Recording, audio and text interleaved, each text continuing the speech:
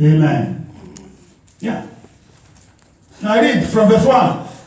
I beseech you, therefore, brethren, by the mercies of God, that you present your bodies a living sacrifice, holy, acceptable to God, which is your what? Reasonable service. And do not be conformed to this world, but what? Be Transformed what? By the renewing of your mind. Praise God. That you may prove what is that good and acceptable and perfect will of God. So you see that the mind is where the battle is. The Bible says, to whomsoever you yield your what? Your body, your mind. You become a servant of that. Have you seen some gay people or homosexuals? They say that God made them to be who they are. Why? The devil has messed up their minds. They think that God made them to be gay or a homosexual. That's what's going on in their mind. But the Bible didn't say that. Their mind became an instrument of Satan because they decided to yield their members to satanic instruments, as a satanic instrument. So they began to think like animals and behave like animals. If animals, I never seen a he-goat sleep with a he-goat. Have you seen that before? No. Exactly. So you see that human beings who don't know who God is, animals are better than them. So it is important that every single person begin to take control of your mind. If your mind is not turned, like your tongue is turned, because the tongue goes with the mind. Because out of the abundance of what is in your mind, you start speaking. And with that, you become a wise person because you can tame the extent your mind goes. You can block your mind from blocking you. Because you can be in the church, but your mind is in downtown Atlanta, doing something else. The most important thing is not whether you are here. The most important thing is whether you are here. Your mind is here. If your mind is not here, you are not here. Because this body means nothing. Praise God. And so, the Bible says, a carnal man does not understand the things of the Spirit. Why? Because he is spiritually bankrupt, spiritually blind. The blindness of the heart is more dangerous than the blindness of the eyes. Why? When your mind is blind, you are forever gone. That is why you see people carry Bible, still they are what? They are blind. They go to church, they teach wrong things. Some enter the ministry for the wrong reasons. Either because they want money, or because they don't want to accolade, or because they want to show how powerful they can speak and sound so discordant and harsh. It doesn't make no meaning if you don't know who the God you're talking about. And that's why Jesus said to the woman of Samaria, you worship, but you don't know who you worship. Praise God. Hallelujah. So you begin to wonder, what's the difference? She was talking religion. See, she don't even know who she was talking about. Amen. So the mind is corrupt. Let's go to the book of 1 Timothy chapter 6, verse 1. I want to start from there. 1 Timothy chapter 6, verse 1.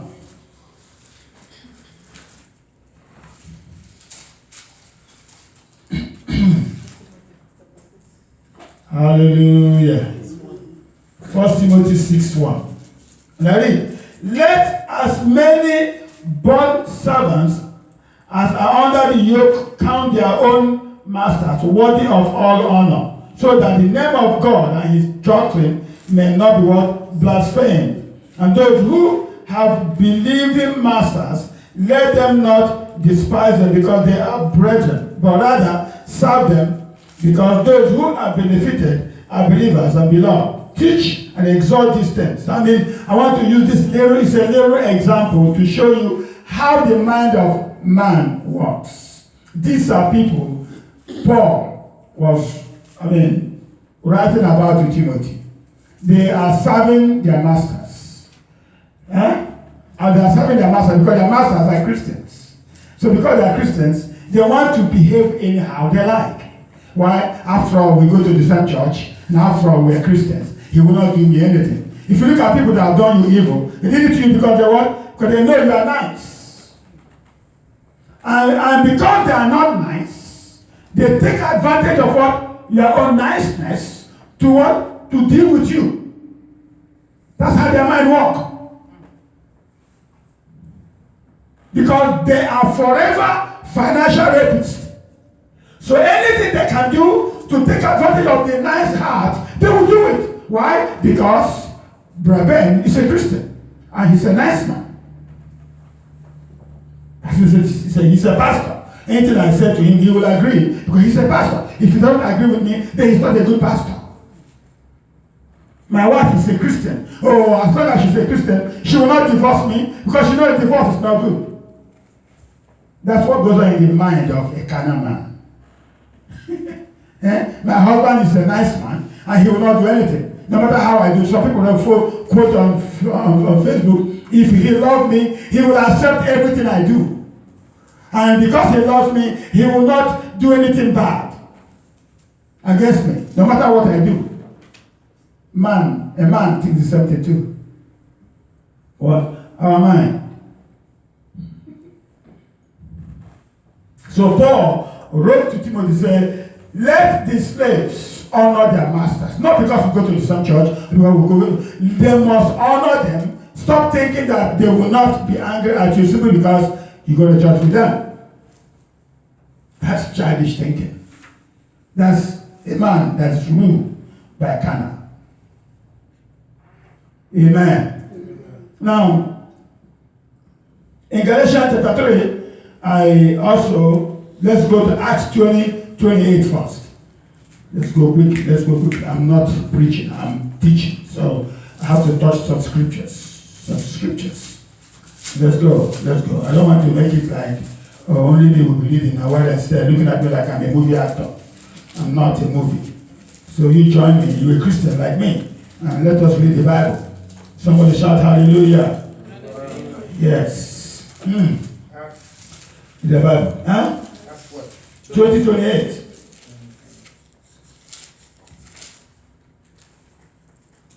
Are you there? Okay. Therefore, take heed to yourselves and to all the flock among which the Holy Spirit has made you overseer, to shepherd the church of God, which he purchased with his own blood.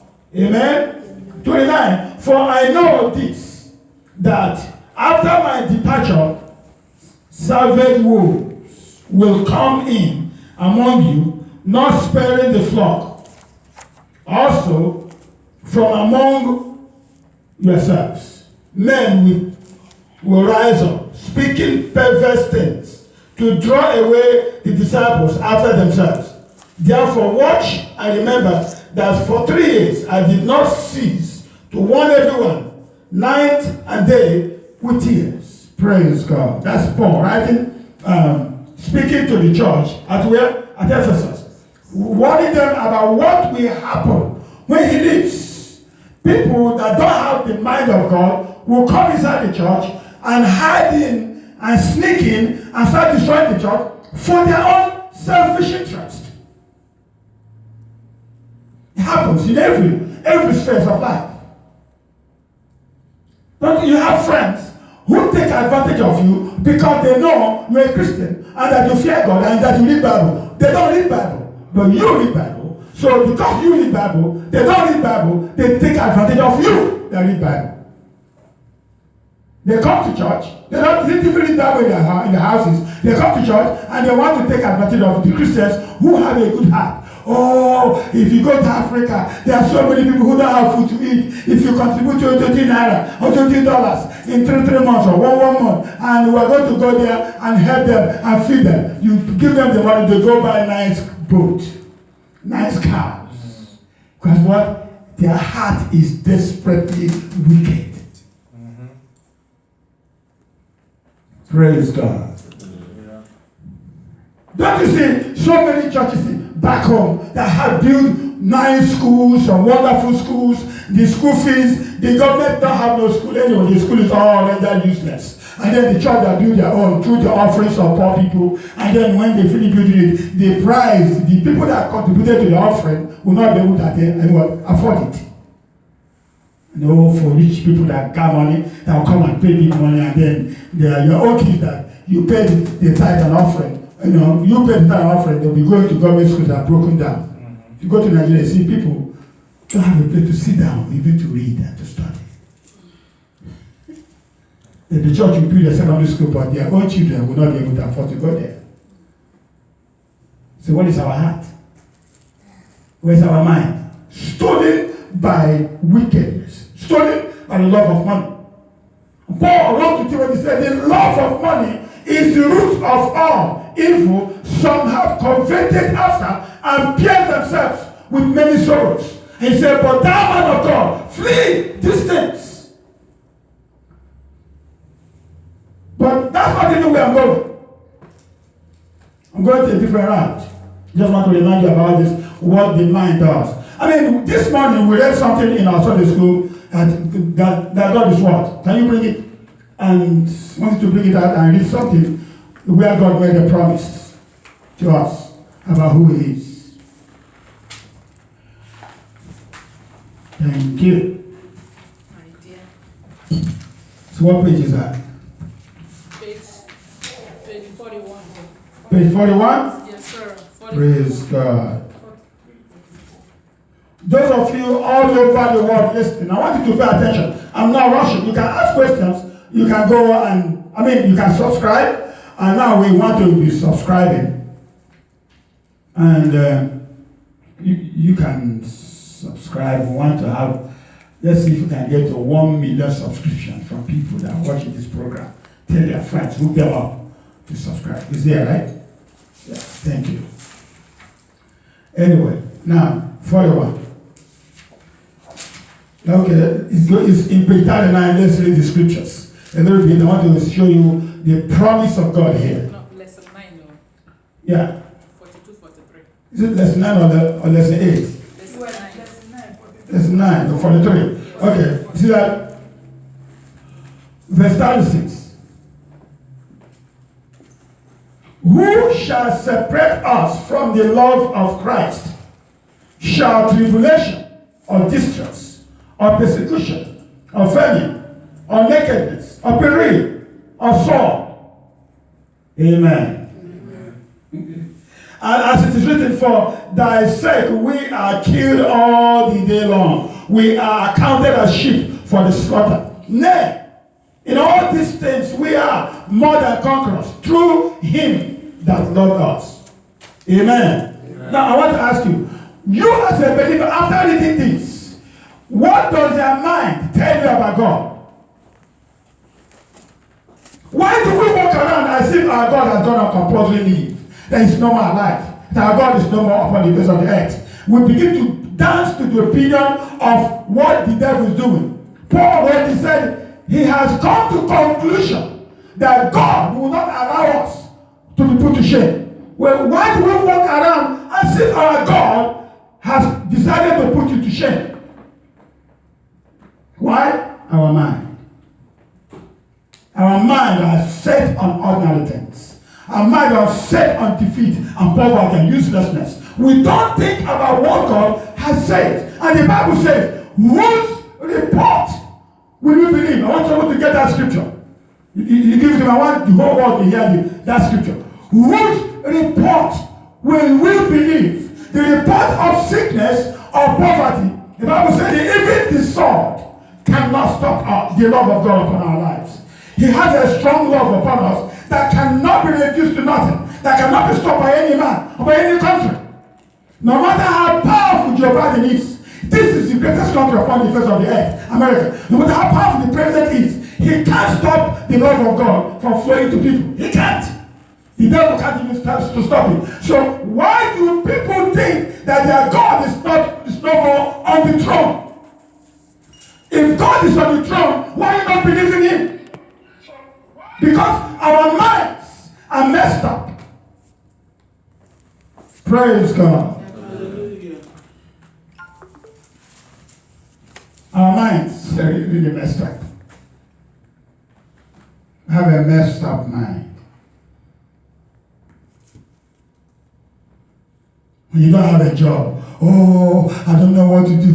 Oh my God, my job, I've lost my job, therefore the whole world has collapsed.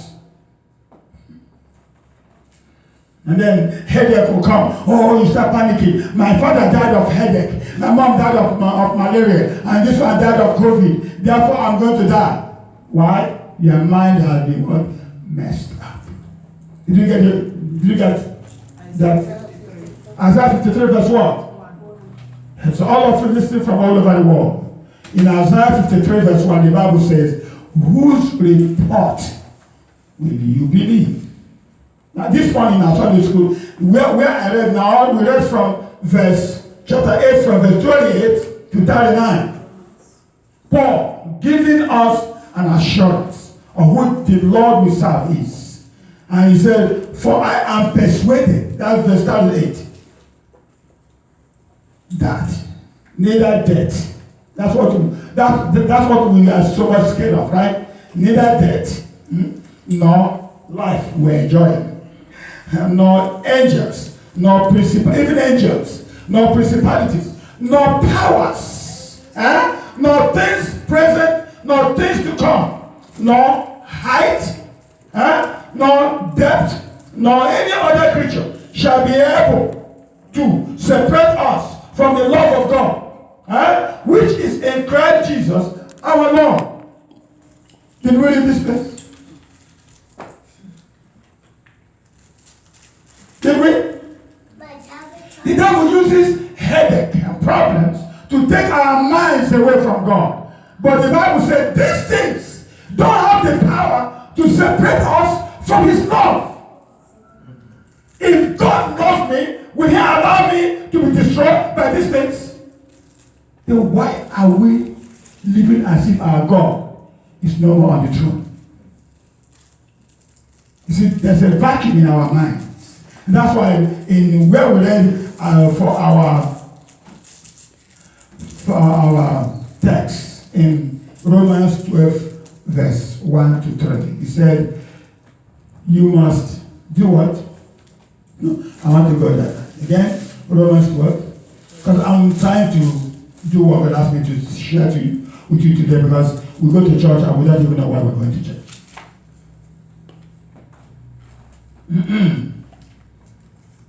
I beseech you, brethren, therefore, brethren, by the mercies of God. That's Paul is using what we call in theological studies apologetics. I beseech you. Well, you may say, kind of begging you. You see, the extent is going to ask you to make sure your mind is not be clouded with evil conscience, be clouded with fear and unsteadfast spirit. Because that is where the devil is hanging on to stop us from believing what God says. That's why we read that in that Isaiah 38, that whose report will you believe? The report of you will fail, the report that your daddy died, therefore you're going to die like him, the report that somebody is trying to mesmerize your life, therefore it's going to happen. And the Bible said no height, no power, no principalities, even angels, even the life you enjoy cannot stop you. Because God what? Loves you. So, what manner of person are you supposed to be when you walk out on the street, driving or at work, knowing this place in Romans 12? Yes, knowing these things. What kind of person are you going to be from now on? To be bold. Somebody saw me in the store. He said, man, you be acting like your father is a king or something. I said, See, you don't understand who my father is. If you understand, I'm not even acting like that. If I act the way my father is, whoo, I will be riding upon the high places with smile and beaming smiles. Sometimes I act like you, frowning face coming in. I act like you sometimes because I'm not really there. When I get to that point where God wants me to get to, there will be no sadness on my face, except when I see people do act as if God has done a compulsory leave. Then I will be mad. Otherwise, He makes impossibilities possible. He opens doors that no man can close. Praise God. Hallelujah. So in that Romans 12, when the Bible says, verse 2, and do not be conformed to this world. So the English word conform, what does it mean? To be like, to act like, to behave like. Huh? Like who? The world. So, but every single day, we believers in Christ that have been receiving all these promises act like what? The world. Scared, fear, hunger. I mean, panicking as if God, who made the promise, has failed. When we are the one that failed, we fail to recognize that He is on the throne, watching over our lives. We fail to do that. Why? Because our minds have been messed up. Yeah. You preach faith in church. People won't listen to the faith. Go home acting as if they had a God who killed them. So people say, don't like to go to church where somebody will preach and say, oh, God is a killer. God will put them in hell if they don't receive Jesus. They go home panic instead of receiving Jesus. They go home scared. Why? They don't want to receive Jesus, but they want the blessings that come forth from Jesus. So they can do whatever they like and still get God's blessings. And that's the kind of places they like to go to. My wife was asking me to read, to see what is on Facebook or is it on YouTube. They're asking Joel Osteen about the gay. So what was the question they're asking? Be quick. If what he thinks about is if he does he support us? Yeah, they're asking, does he support gay? This guy stumbled. Look at the number of people in his church. He stumbled on this question. If you're a believer that fear God, if you hear that thing, you will cry. You know that we're in trouble. A whole preacher that call upon the name of the Lord cannot answer whether he supports the gay or not. I concentrate in what God has asked me to do. I don't want to be in other people's business. So it is no more your business to depict and renounce every hidden thing of dishonesty. I mean, it is not your business to denounce every hidden thing of dishonesty as a preacher. So what is your job there? Why? His mind had been messed up. He climbed the pulpit every Sunday to preach sanctimonious messages and they clap for him because that's what they want to hear. Look at crowd of people heading to hell because the man leading them don't know what is sin and what is not sin. That's what. Benny Hill said the day he had him answer that question, he was in his house, he nearly vomited. A whole preacher. They asked TPJ, the man with the rhetoric power, what he thinks about it. He said, oh, now the church before used to denounce it. And now some people are coming in terms with it. Really? So church now is coming in terms to gayism and lesbianism. It's now a norm. Really? In your own church. Why? Their minds have been messed up.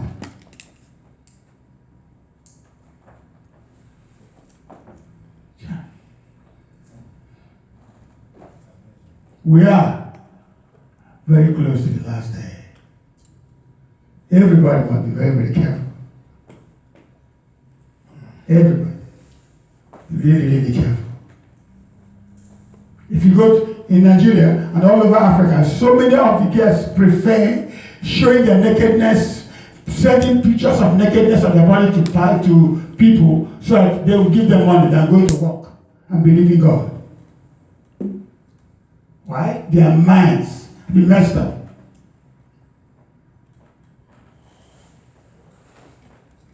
Praise God. So there is something we call the law of the mind. The law of the mind. Amen.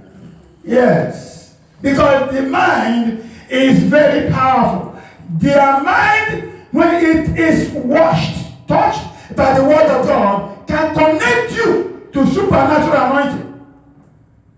But when it is unattended to, not well taken care of, can destroy you to the highest pit of hell. Amen. No, let me say this. The mind is like a woman. Amen. A woman is moved by what a man says. I love you. You want a woman to be a wonderful person, you must tell her how important she is to you and how beautiful she is. And she will be glowing. She will be glowing, happy, rejoicing. Why? Her man, right, is telling her how beautiful she is. Even if it's a lie. Lie. Even if it's a lie. So what makes it a lie? Yeah, because some of them. You married her. You loved her. You know that she's a human being before you marry her, right? Yes, sir. So if she's saying lie, then who are you? Some A men will liar. lie. Some men will lie. No. So it is this that you must understand that when you want to get married to a woman, that she has weak points, including me and you. Including me and you. We all have weak points. But the Bible says that the woman is weaker. Yes, that's what the Bible says, weaker. Which means, in grammar, weak, weaker, weakest. So let's say, now the weak is the man, the weaker is the woman, the weakest are the children. So we are all in it. Praise God. So before you become weak, you were weakest. See that? So you have a wife. The Bible says she's weaker. Even the Bible says that she was deceived by what? By serpent. By the serpent. But the man who claimed to be a macho was deceived by who? By the woman. Exactly. So how strong are you then? Weak. The man is a mumu. You see how moron men are. Very vulnerable. Somebody shout hallelujah. So I'm just saying that. I'm just saying that we as men, if we that is how I say. What I used to compare that. The mind and the woman. The mind. The weakest. Yes, the mind must be nurtured. You must understand the intricacies, the alleged discrepancies that surround the mind. And then also understand the power of the mind. The mind is very powerful. At the same time, very weak. It depends how you feed it and what you feed it with. And the Bible says, study to show yourself approved. A workman that needed not to be ashamed, but rightly dividing the word of truth. Why? Only the word of God can set the mind ablaze for God. And don't feed it with the word of God. You will see how the mind will destroy you with Satan's plans and thinking. So you see how the mind works. So anyhow you want the mind to be, it's up to you. Anyhow you want the mind to be, it's up to you. It is not up to the mind. The mind doesn't care. The mind will destroy you if you don't want to feed it with the right things the mind needs. The same thing with a woman. If you want your wife to do beautiful, believe me, start speaking good things to her, she will grow. True. And if you want to destroy the woman, start saying bad things to her.